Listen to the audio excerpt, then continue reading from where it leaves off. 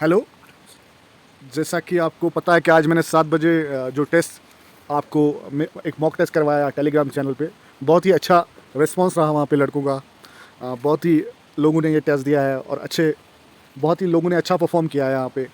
तो यहाँ मैं इस मिनी मॉक टेस्ट को अटेम्प्ट करने जा रहा हूँ ताकि आपको एक आइडिया लगे कि जो आंसर्स है वो कैसे हैं, उनका लॉजिक आपको पता चले कि आंसर्स जो है क्वेश्चंस के वो कैसे हैं। तो स्टार्ट करते हैं ये test. Which financial statement displays the revenues and expenses of a company for a period of time.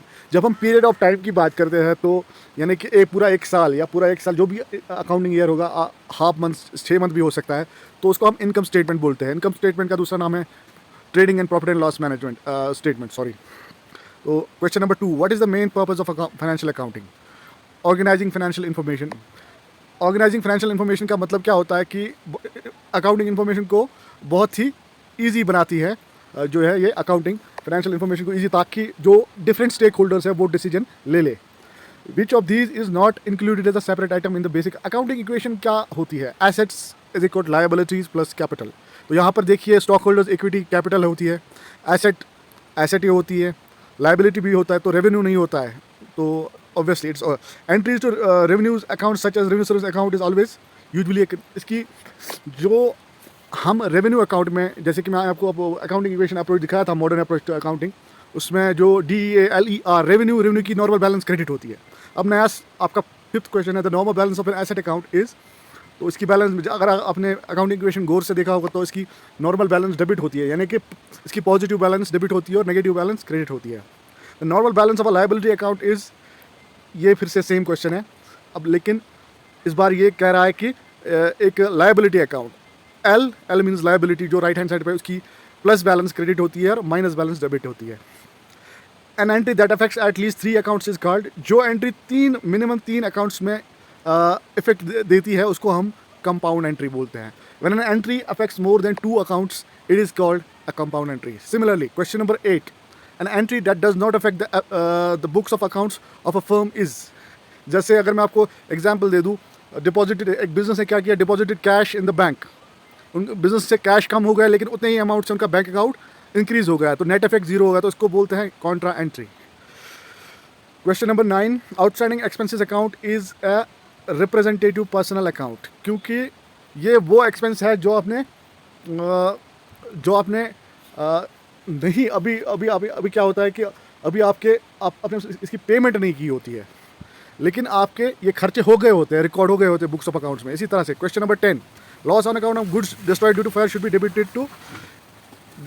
अब देखिए ये कैसे हैं, मैं आपको फिर से अच्छे तरीके से समझाता हूँ ये पूरे जो है इसमें questions.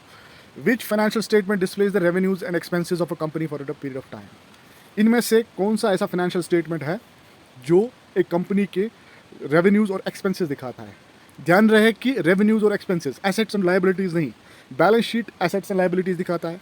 Profit and loss appropriation account, इसमें हम प्रॉफिट को डिस्ट्रीब्यूट करते हैं, जो आपके कंपनी के जो पार्टनर्स हो, ये पार्टनरशिप अकाउंट का एक कंसेप्ट है जो हमें बनाना पड़ता है after profit and loss statement and balance sheet. तो कंपनी अकाउंट्स में जब हम होते, कंपनी होती है, उसके लिए हमें एक profit and loss appropriation account बनाना पड़ता है जिसमें हम प्रॉफिट डिस्ट्रीब्यूट करते हैं डिफरेंट जो है पार्टनर्स में। तो इसी तरह से कैश फ्लो स्टेटमेंट एक ऐसा स्टेटमेंट होता है जो एक बिजनेस की, एक फर्म की कैश पोजीशन को डिटरमाइन करता है कि बिजनेस के पास कितना कैश आ रहा है, कितना जा रहा है, नेट कैश पोजीशन क्या है। इस वक्त कहीं बिजनेस में कैश क्रंच तो नहीं है, सरप्लस कैश तो नहीं है, या डेफिशिएंट कैश नहीं है, या कैश इक्विलिब्रियम है, कैश बजट कैसा है बिजनेस का, तो उससे भी फर्म की ऑपरेशंस को, प्रॉफिटेबिलिटी को असर पड़ता है। इसी तरह से चौथा है इनकम स्टेटमेंट। इनकम स्टेटमेंट का दूसरा नाम है profit and loss statement including trading account. तो उससे हमें डिटरमाइन होता है अंत में नेट प्रॉफिट और नेट लॉस। तो ये आपका आंसर बना है क्वेश्चन नंबर 1 का। ये है आपका question number 2, what is the main purpose of financial accounting. इसका जो प्रिंसिपल मकसद है फाइनेंशियल, जो हम अकाउंटिंग करते हैं, उसका क्या है? इसका प्रिंसिपल मकसद यही है, ऑर्गेनाइजिंग फाइनेंशियल इन्फॉर्मेशन। उसका क्या मतलब है? ये हमें इन्फॉर्मेशन को एक सेमराइज, एक एनालाइज तरीके में प्रेजेंट करता है ताकि हम डिसीजन ले कौन डिसीजन लेगा? Different stake holders. जो हमारी बिजनेस का मैनेजर होगा वो डिसीजन लेगा, वो कॉस्ट डिसीजन लेगा, वो कॉस्ट रिडक्शन पे डिसीजन लेगा, वो नेक्स्ट परचेज क्वांटिटी पे डिसीजन लेगा, इसी तरह से आउटसाइडर जो है तो होते हैं बिजनेस के, जो outsider users of accounting information होते हैं, जैसे गवर्नमेंट होती है, उनको टैक्स देखना होता है, ताकि वो टैक्स लाइबिलिटी के लिए उनको देखना होता है प्रॉफिट कितने हैं, तो उसके लिए उनको चाहिए। या क्रेडिटर्स होते हैं, बैंक्स होते हैं जो लोन लैंड करते हैं बिजनेस को, उनका भी देखना पड़ता है। तो ये जो है अकाउंटिंग इन्फॉर्मेशन, ये डिसीजन वो तब ले पाएंगे जब उनके पास एक ऑर्गेनाइज्ड फाइनेंशियल इन्फॉर्मेशन होगी। और ऑर्गेनाइज्ड फाइनेंशियल इन्फॉर्मेशन हमें फाइनल अकाउंट्स में मिलती है, trading and profit and loss account में मिलती है, हमें बैलेंस शीट में मिलती है, हमें कैश फ्लो स्टेटमेंट में, फंड फ्लो स्टेटमेंट में मिलती है, या फाइनेंशियल स्टेटमेंट एनालिसिस में मिलती है। तो provides useful financial information to outsiders, तो ये तो यूजफुल फाइनेंशियल इन्फॉर्मेशन देता है, but not only to outsiders, to insiders as well, to management and to employees as well, and to share holders as well. तो minimise company taxes, तो ऐसा कुछ नहीं है। Keep track of company expenses, not only that, it also keeps track of profits, it also keeps track of other operations and aspects of the business. तो question number 3, which of this is not included as a separate item in the basic accounting equation की basic equation क्या है? Assets is equal liabilities plus capital, simple. और capital का दूसरा नाम है stock holders equity. तो यहाँ पे जो है सीधा आपको एक इंस्पेक्शन मारेंगे तो ऊपर से नीचे तक देखेंगे तो revenue is definitely an odd option out. Question number 4, entries to revenues account such as service revenues. जैसे कि हमें पता है, हमने जो मॉडर्न अप्रोच अकाउंटिंग अप्रोच वाला जो वो वीडियो मैंने डाला था इससे पहले, वहाँ पे मैंने आपको बोला है कि लाइबिलिटीज़, कैपिटल अकाउंट और रेवेन्यू अकाउंट की नॉर्मल बैलेंस क्रेडिट बैलेंस होती है, यानी कि उसकी प्लस बैलेंस जो होती है, सरप्लस बैलेंस जो होती है, वो क्रेडिट बैलेंस होती है, और उसका माइनस डेबिट होता है। इसी तरह से question number 5, the normal balance of asset account is as simple as that. Asset DEA, dividends, expenses, assets, debits increase them, credits decrease them. तो इसकी नॉर्मल बैलेंस हमेशा डेबिट होती है, यानी कि इसका मतलब इसकी डेबिट बैलेंस प्लस बैलेंस होती है। The normal balance of a liability account is, again accounting equation में अगर आप देखोगे LER, लाइबिलिटी अकाउंट की नॉर्मल बैलेंस, यानी कि उसका प्लस, उसकी जो पॉजिटिव फिगर होती है, पॉजिटिव बैलेंस होती है बुक्स ऑफ अकाउंट्स में, वो क्रेडिट बैलेंस होती है। N entry that affects at least 3 accounts is called. अब एक बहुत इंपॉर्टेंट कॉन्सेप्ट जिस पे आपका MCQ मॉक टेस्ट में या रियल टेस्ट में जो आपका होगा, उसमें जो JKSB फाइनेंस अकाउंट सिस्टम में जो आपका क्वेश्चन है, बहुत चांस है इस क्वेश्चन के आने के, कॉन्ट्रा एंट्री, और ये दूसरा जो क्वेश्चन है compound entry. An entry, journal entry that affects at least 3 accounts या more than 2 accounts is called compound entry. Compound बोले तो 2 से ज़्यादा जो अकाउंट्स को अफेक्ट करता है, यानी कि इसमें या तो 2 डेबिट होंगे या और 1 क्रेडिट होगा, या 2 क्रेडिट होंगे और 1 डेबिट होगा, लेकिन हम डेबिट और क्रेडिट हमेशा बराबर होंगे। The debits will always be equal to credits according to dual aspect concept of financial accounting, जो गैप का प्रिंसिपल है, जनरली एक्सेप्टेड अकाउंटिंग प्रिंसिपल्स। इसी तरह से question number 8, an entry that does not affect the books of accounts of a firm is, वो entry, वो journal entry जिससे कोई फर्क नहीं पड़ता है बुक्स ऑफ अकाउंट्स में, जिनमें कोई ना तो एडिशन होता है, ना तो सब्ट्रैक्शन होता है, ना तो किसी अकाउंट पे इन्फ्लुएंस होता है। देखिए, अगर हम बात करेंगे, in other words, the transaction cancels each, मतलब जो दो पहलू होते हैं, जो 2 aspect, they cancel each other out. For example, if we deposit cash in a bank as a business, if I am a business, I am depositing cash into my bank account. So from my business, the cash is getting reduced.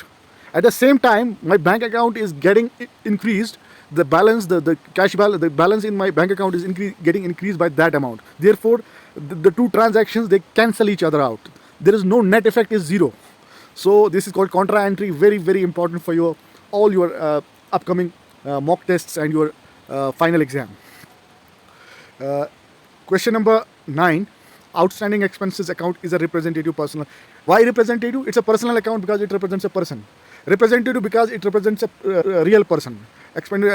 These outstanding expenses are, outstanding. Again, it's a person who is doing a natural person, not an artificial person. So simple as that.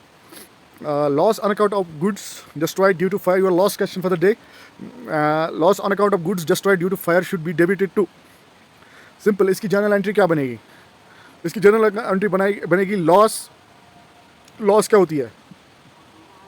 Loss revenue को reduce करती है, तो क्या हो जाएगी? जो revenue की normal balance क्या होती है? क्रेडिट बैलेंस होती है। जब क्या बोलते हैं उसको, लॉस जब इंक्रीज हो जाएगी तो वो कहाँ से डिडक्ट होगी? वो कैपिटल से डिडक्ट होगी at the end of the year. तो डिडक्ट होएगी तो डेबिट होएगी। तो जिस तरह से मैंने आपको बोला है, जैसे अगर हम नॉमिनल अकाउंट्स का रूल बोले, debit all expenses and losses, credit all gains and income, तो उसी के हिसाब से ये डेबिट हो जाएगा। Loss due to fire account will be debited, and चूँकि आपके गुड्स जा रहे हैं फायर में डिस्ट्रॉय हो रहे हैं, यानी कि आपके परचेजेस, आपके गुड्स रिड्यूस हो रहे हैं, तो आपका परचेजेस अकाउंट क्रेडिट हो जाएगा। तो आई होप कि आपने ये टेस्ट जो है बड़े अच्छे तरीके से किया होगा। आगे भी मैं आने वाले इंटरवल्स में एक दो दिन में 2 दिन के इंटरवल में मैं एक वीडियो डाला करूँगा, एक क्विज़, और फिर उसका एक्सप्लेनेशन यूट्यूब पे आएगा। और ये हम हर एक सेक्शन के लिए स्टार्ट कर रहे हैं, ना कि सिर्फ अकाउंटिंग के लिए। आने वाले टाइम में इकोनॉमिक्स में, साइंस में, कंप्यूटर में, तो it will be a regular affair now. So thank you, subscribe to our channel and press the bell icon to get notifications for your future videos, and also don't forget to subscribe to our Telegram channel.